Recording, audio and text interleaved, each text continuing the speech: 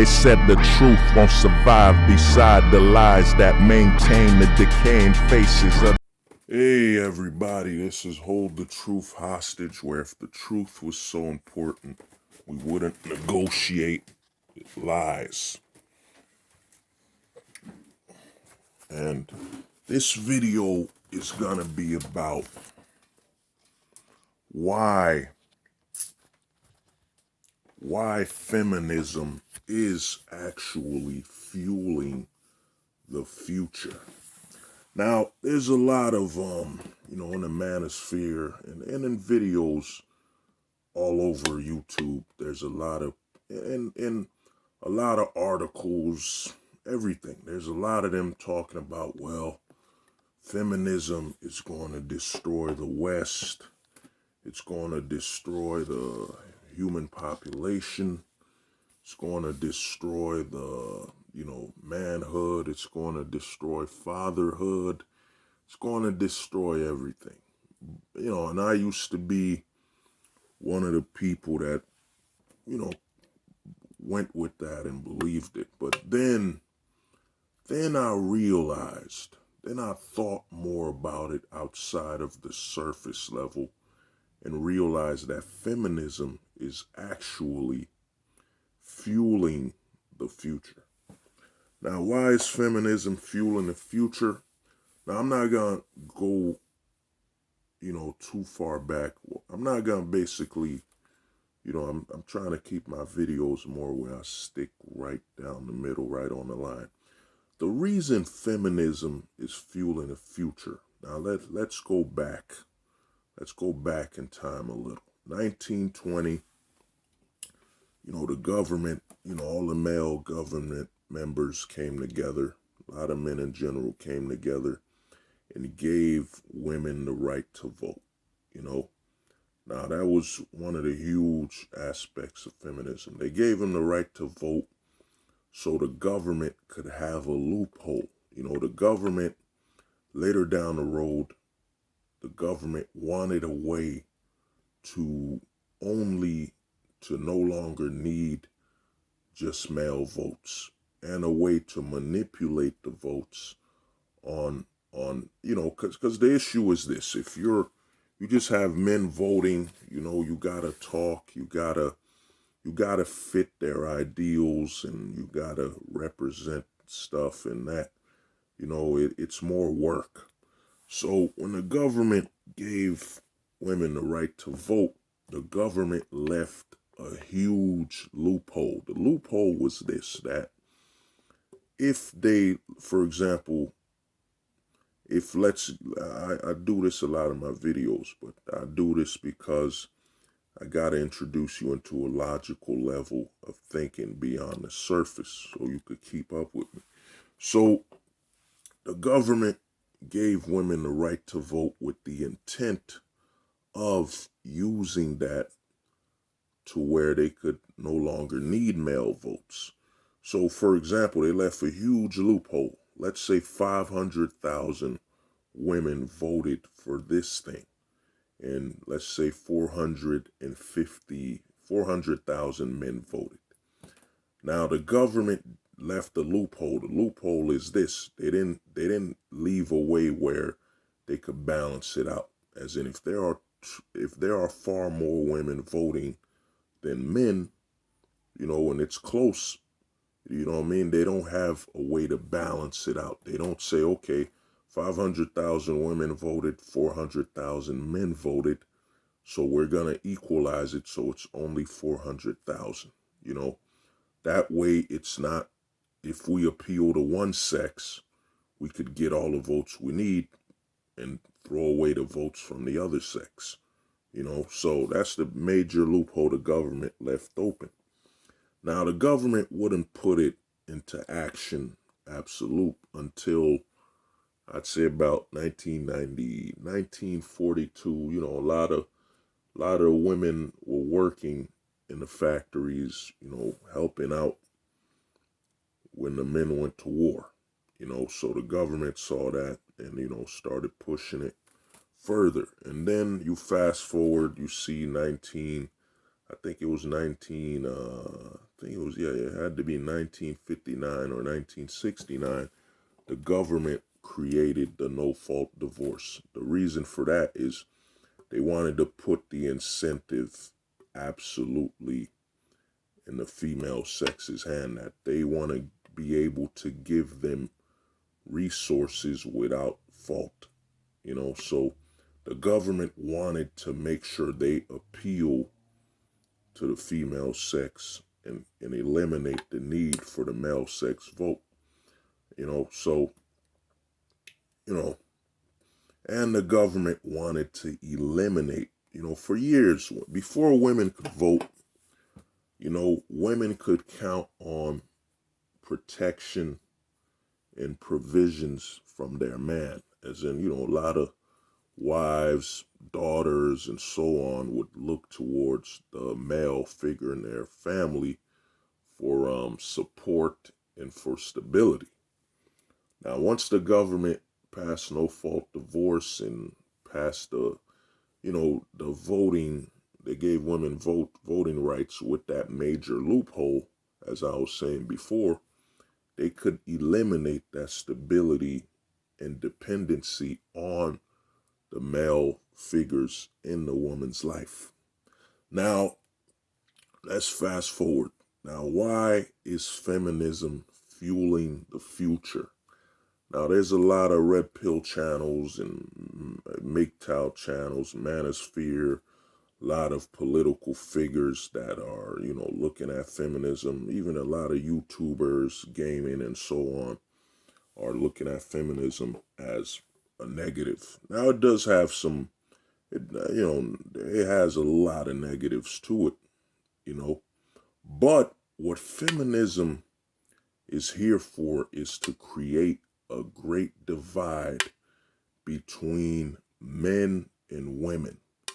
The reason for this is that it's going to fuel the future and eliminate the ultimate weakness that men have. The ultimate weakness that we, the males in the human species have, is that it's our dependency on the female half to reproduce and to bond with. Because notice, after feminism, and you could see what feminism did. Feminism fueled, like I said, it's all about the separation between men and women. So what it did, notice that we started getting, more things that pushed women apart from men.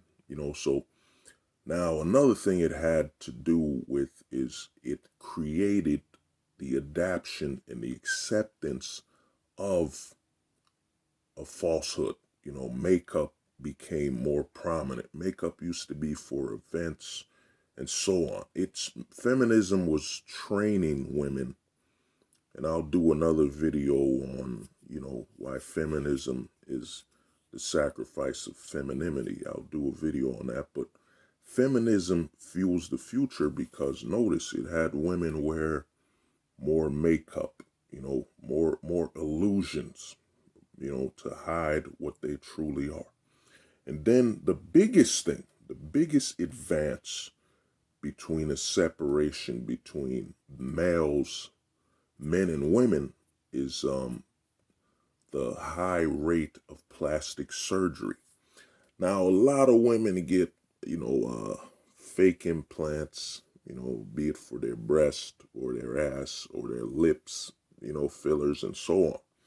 Now, what women don't understand is that all you're doing is you're training men. You already have men accepting you with the illusion of makeup, all that makeup. And not that men really like makeup on that level. It's like a woman applying Halloween for her is every day.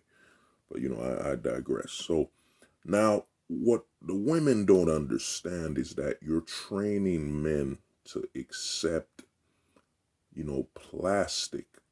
You know what I'm saying?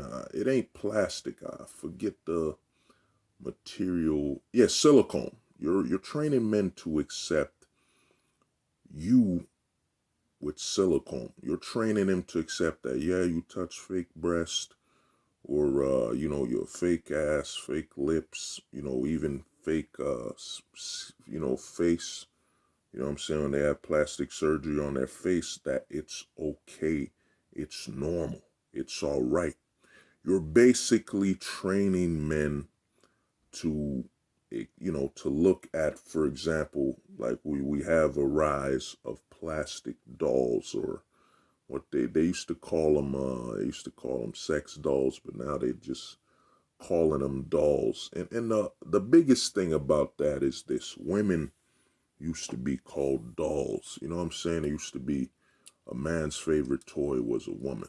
You know what I mean? When it came to what he wants to play with and have fun with, they used to refer to women as dolls. Hey, doll, how you doing, toots? That type of stuff. But now let's get back to it. So what women don't understand with feminism is all about, erasing the connection between men and women, especially on the level of needs. And, and what it's done with plastic surgery, the silicone, all that fakeness, is that it's promoting to men that it doesn't matter if your woman is 100% organic. Then once the sex doll came, now you got to add up women have their own toys, the dildos and so on. But you know what I mean? But men need something. Now you have the laws the way they are, where, women, no fault divorce, child support, all that's so biased and against the man. But, men still want the interaction and the feel of a woman. Now, a lot of these men have been trained that, silicone breast, silicone ass, thighs, plastic surgery on the face is acceptable. It's okay. So now the risk with a real woman that has silicone and all that plastic over her body is the risk of false allegations, um, being put on child support, uh, divorce and alimony. So a lot more men are heading towards where they're going to have a doll in their life, a doll made out of silicone. And it's not only that. What's going to happen, and what a lot of women don't understand, and that fell for feminism, which is the majority, is that they don't understand that men do not exist in problems. Men exist in solutions. So, there's going to be a lot of men that will fall to divorce and child support, go to jail for that, and so on. But, we all know as men that all it takes is one man to give a solution, and it'll solve everything. So now you have sex dolls and so on. A lot more men are buying sex dolls and so on, to fulfill that need to be around a female body. And remember, they've been trained to accept, you got the Kim Kardashians, silicone breasts, silicone ass, the whole body is fake. So you've made it acceptable for men to be around a woman that's not organic at all. And in fact, they celebrate it. Because at the end of the day, a woman getting fake breast and all that stuff, it's making profit. It's making money, So now you have that. You have men, you've trained them to be acceptant of inorganic women body parts. And what men are looking at is, with a doll, I don't have to worry about, like I said, false allegations, domestic violence. I don't have to worry about anything. But now on a deeper level, there's another thing that's coming, and that's gonna be the virtual reality. The problem with the silicone and doll is that it's limited, and it's gonna cost, in the long run, it doesn't cost more than being in a real relationship because, alimony, child support, that cost. Even if a sex doll was around, let's say 5,000, 30,000, compared to the child support and alimony, it's far cheaper. A lot of men are buying that. But what's gonna happen is gonna be, now before I get into it, virtual reality. Now here's another thing with the whole coronavirus and what's happening. There's a lot of men going to OnlyFans, supporting more women on OnlyFans. Now, there's a lot of guys in the, manosphere, the red pill community, the MGTOW community, and a lot of men in general saying, those guys are simps, those guys are this and that. And, some of it's true. They are simps. But here's the positive. The positive with that is this. They're weaning themselves. They're distancing themselves. What a lot of people don't look at with OnlyFans, and a lot of the women don't understand the consequence of this and how it's actually training women, interaction with women to be more distant, is that OnlyFans is telling men, and what it's done, like back in the day, I'd say 1990s, early 2000s, a lot of men were, they'd buy porn. You'd buy porn, you'd be on cam chats with girls and so on. But, it was looked down upon. It was looked down upon, oh, he has a cam girl who's masturbating or touching herself. What a loser. Now, during the coronavirus, that's been made acceptable with OnlyFans. Women sending you photos or touching themselves and videos and so on.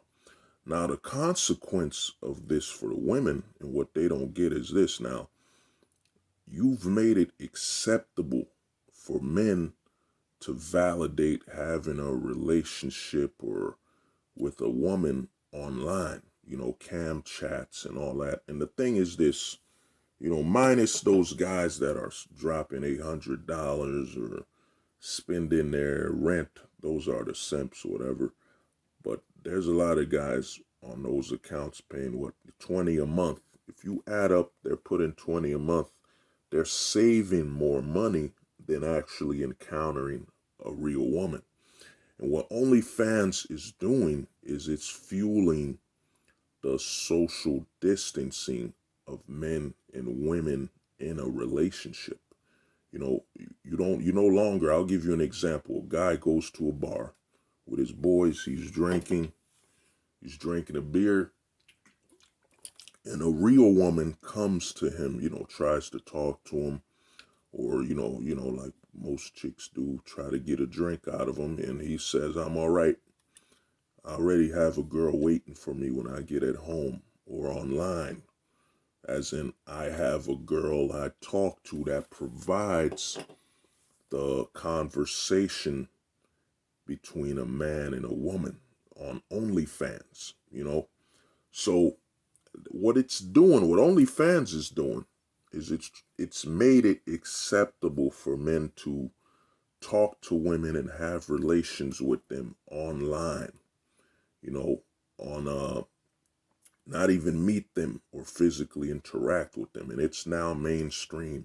Women are making $800,000. They're making a lot of money off of this, but they don't understand that you're selling out the chance of potentially having physical encounters. Because what's going to happen is, you already have all these false accusations and, all this paperwork. I'm going to get into it further. This video is going to be broken down into parts, But, this, so OnlyFans is actually fueling social distancing when it comes to relationships. So now men could just go online and, get the female attention and validation they need through talking to a woman online.